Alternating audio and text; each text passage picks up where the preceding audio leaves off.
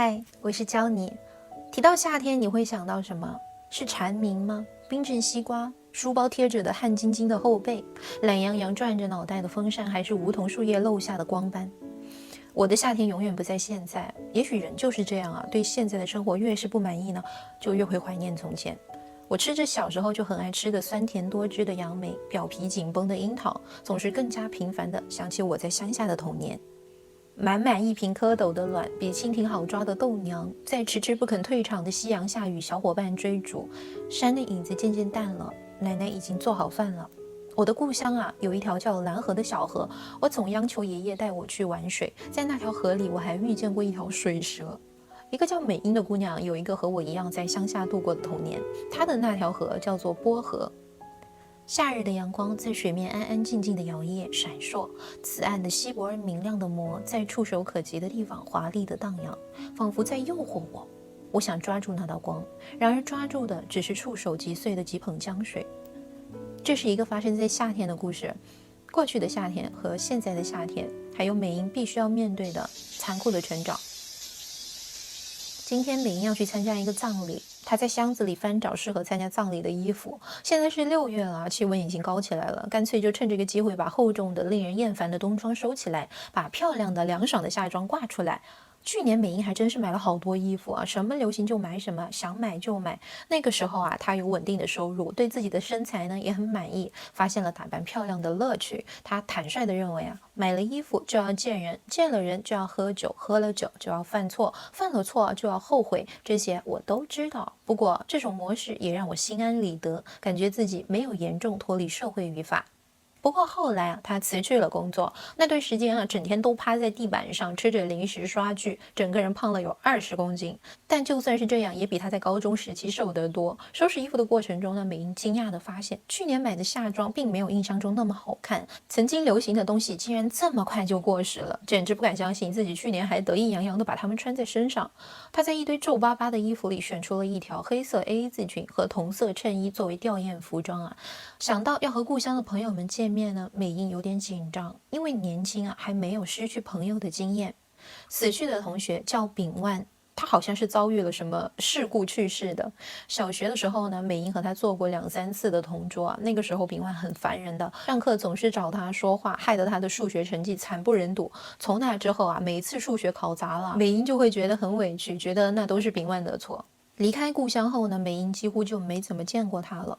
在去参加葬礼前啊，美英要先去跟俊前辈见面。早上啊，美英接到前辈的一个电话，说是要他帮一个忙。前辈现在做着导演助理的工作啊。事情是这样的，他原本呢为电视节目找的临时演员突然不来参加录制了，他想找美英呢来顶替一下，算是救急。美英呢本来是想要拒绝的，她要参加葬礼嘛，况且呢上电视这种事情想想就会感到紧张的。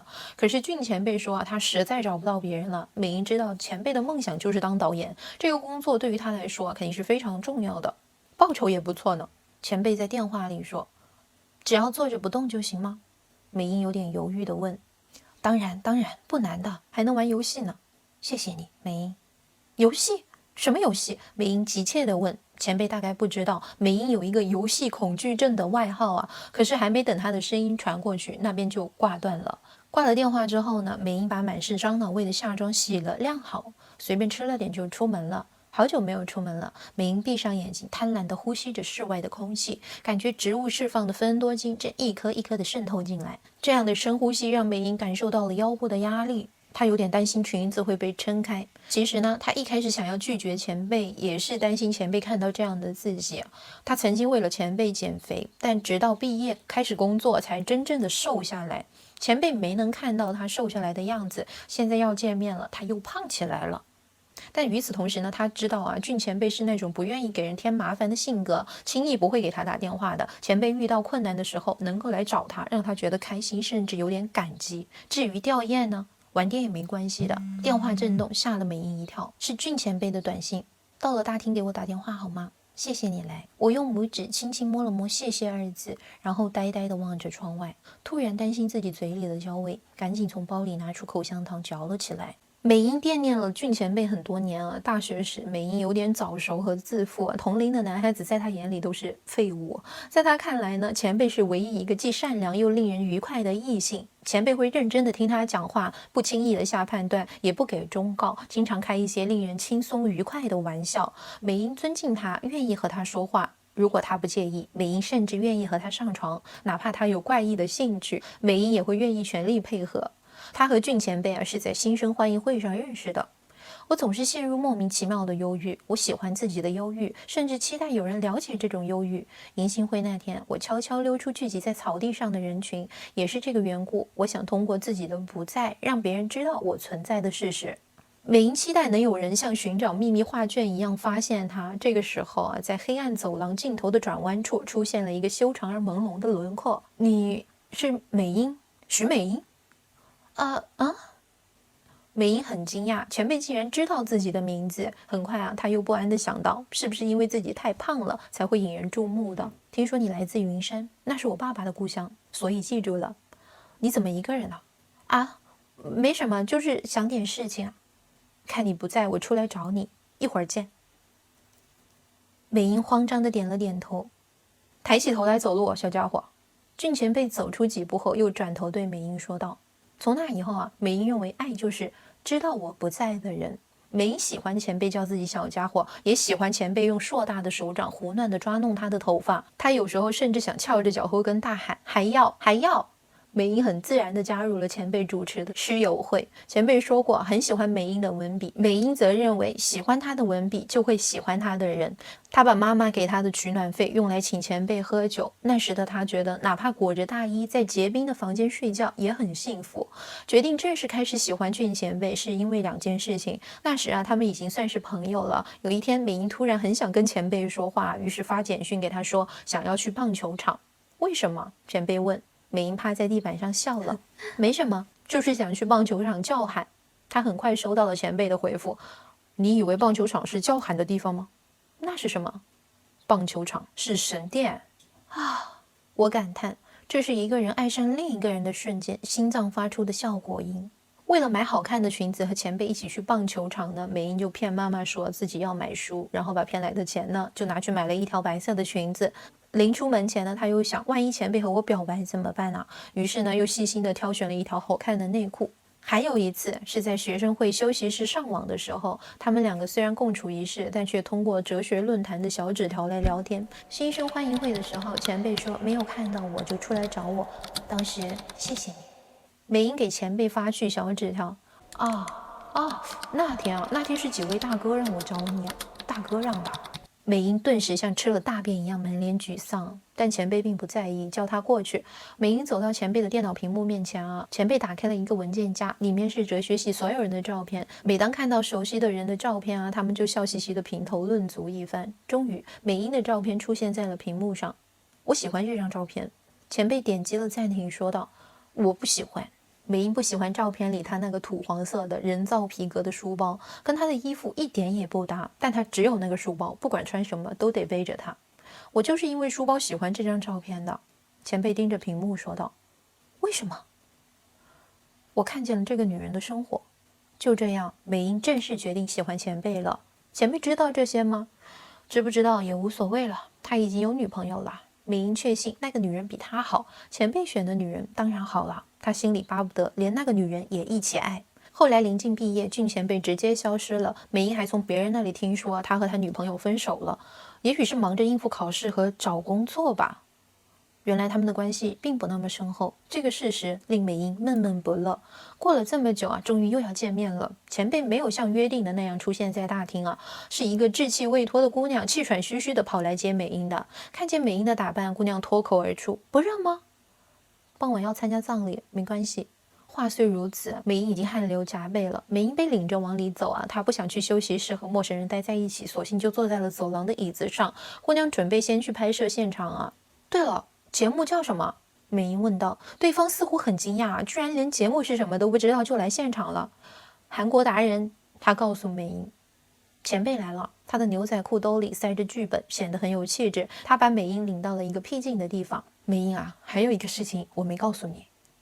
美英整个人都僵住了，但她还是没有忘记做出好看的表情。原来这是一个大胃王节目啊，主人公是大胃王比赛的冠军，而且是一个身材非常苗条的女人，所以节目安排了很多胖子在周围来衬托她，让观众知道啊，她比胖子还要能吃。美英需要穿上制片人特意准备的小1号的摔跤服，那个衣服紧得人难受啊，艰难的穿进去之后，腰部和腹部的赘肉都会暴露无遗，不管谁看了都会觉得很滑稽，很狼狈。我做不到。美英说完，转身想要逃离这里。剪辑的时候，我会尽量不让你露脸。前辈死死抓住了他的胳膊，抓的美英很疼啊。是我不好，我不知道服装是这样的，帮我这一次吧，就一次。美英有点埋怨地注视着前辈啊，但前辈低着头，他只好安慰自己，没关系啊，没几个人看电视的。然后前辈也鼓励起了美英啊，但他的话却让美英很受伤。美英啊，平时怎么吃还是怎么吃，不用紧张，明白吗？为什么不能夺门而去呢？这让我很苦恼，理由很单纯啊，我想帮助前辈，但是我想在帮助前辈按他意思去做的同时惩罚他，就像为了伤害父母而故意自虐的少年。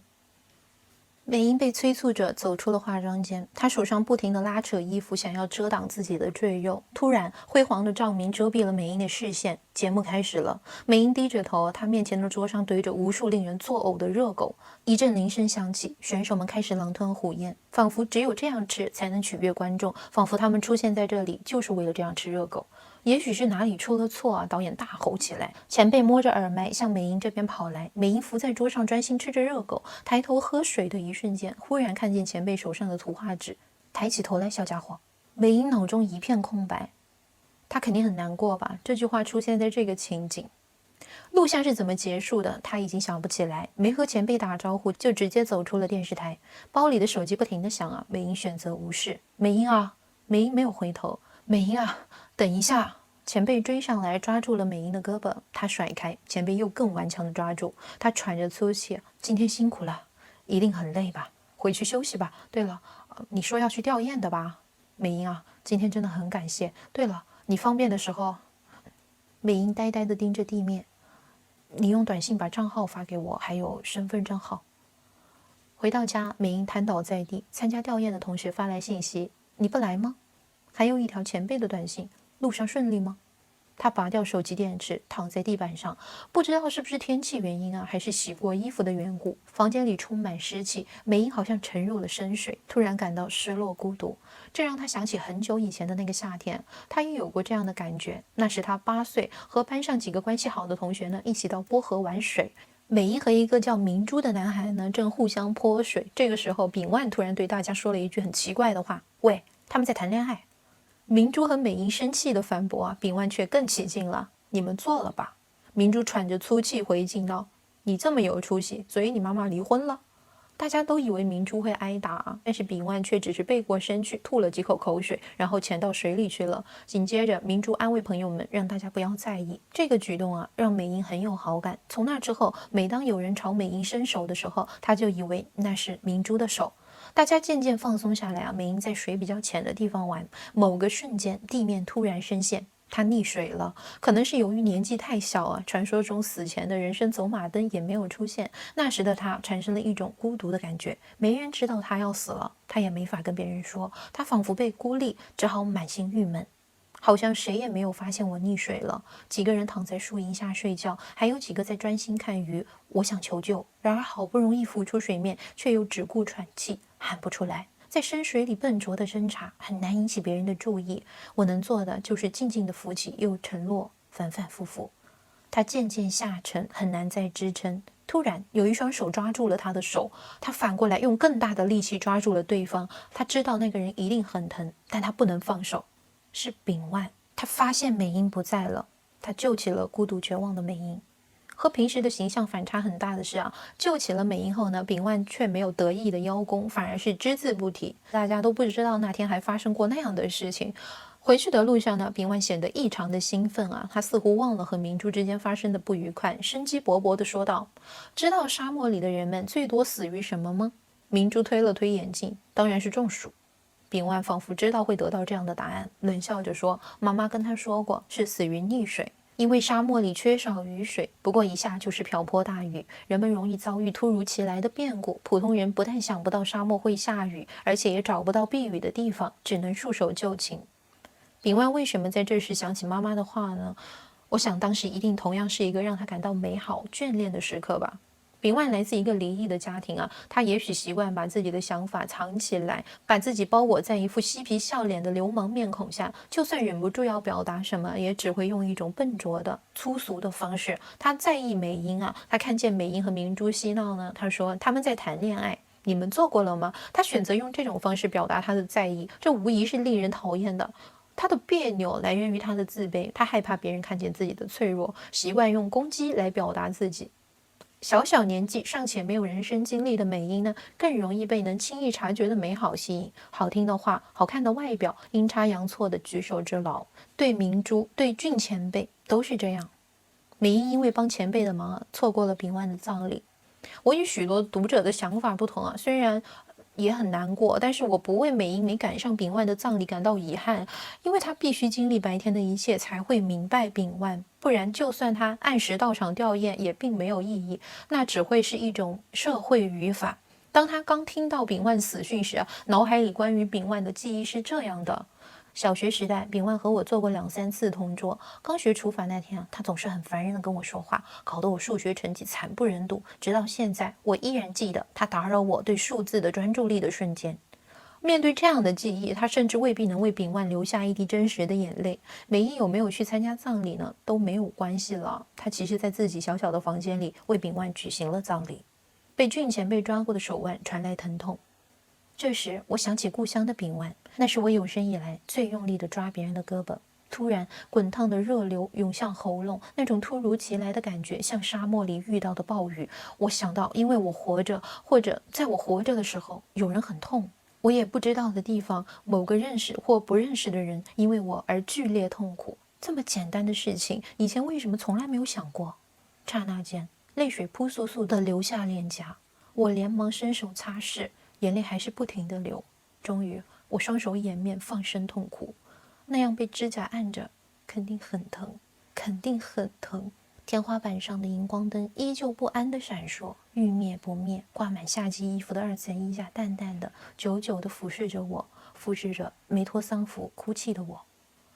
人生一定会有遗憾的吧？感到遗憾的那一刻，也是成长的时刻，因为遗憾总能教会人珍惜。但更重要的是，放下遗憾，才能离开过去，继续前进。